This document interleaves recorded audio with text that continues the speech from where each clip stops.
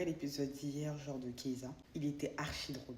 Non, franchement, c'était archi comique du début jusqu'à la fin. Limite, ça fait du bien de rire un peu un dimanche soir. On va commencer par parler de Mansour. En fait, Tata Mansour, il pensait qu'il était trop fort. Quand il est parti vers Keisha et tout, qu'il a dit ouais, t'es une hypocrite et tout, ça m'a fait grave rire. Parce que toi, t'as le pouvoir en fait de manipuler ton fils. Et tu as pensé que tes adversaires en face, en fait, elles sont pas lucides. En fait, il oublie trop qu'il a affaire à des jeunes femmes. Donc, bien évidemment, elles ont quand même des techniques en fait. Donc, c'est sûr qu'elles vont se moquer de lui. Et lui, en fait, il a pris le seum. Aussi, quand j'ai vu que Kinel allait se marier, franchement, j'ai rigolé. En vrai, je savais pas qu'elle était aussi contente de se remarier. Je pensais qu'elle voulait plus avoir affaire aux hommes et tout, parce qu'avec tout ce qu'elle avait vécu, je pensais que les hommes, c'était zéro. Il faut voir même comment elle a dansé comme si elle était au bal.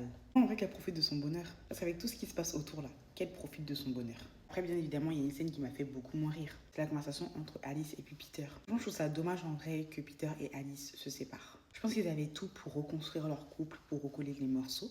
Mais Alice en a décidé autrement en soutenant un peu Elias dans cette chose, dans ce combat. De toutes les manières, faut pas, elle va se leurrer. Elle n'est plus du tout amoureuse de Peter. Donc le mieux, c'est qu'ils se séparent en fait parce que ça commence à devenir du grand n'importe quoi et de l'amour forcé. Maintenant, bien évidemment, on arrive à Jelani. Jelani. Il y en a beaucoup, vous avez dit dans mes commentaires, non, mais il doit être accro aux paris sportifs. Pour moi, les paris sportifs, c'est rien face à ça. Et je savais qu'il cachait un lourd secret. Mais je pensais pas qu'il avait une femme. Surtout une femme qui semble être bien différente de Keisha.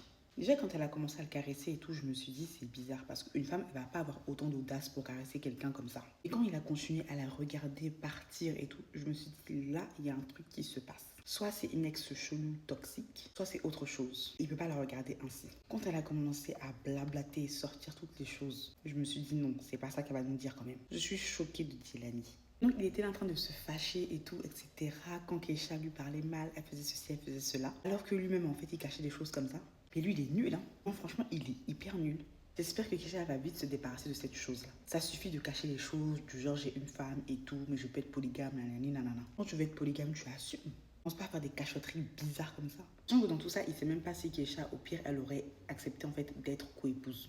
Mais en tout cas, la fête de Zara, elle était grandiose. Il n'y a rien à dire. Franchement, c'était une fête de luxe. Elle a fêté son divorce comme une reine. Et moi, je trouve ça bien, cette scène. Ça montre aussi que le divorce, c'est pas une fin en soi. Et que parfois, le divorce, c'est une très grande libération. La manière, on les a vus danser, là. C'est de cette manière qu'il y a des femmes, même dans leur cœur, là. C'est comme ça. Quand elles divorcent, là, elles sont hyper en joie.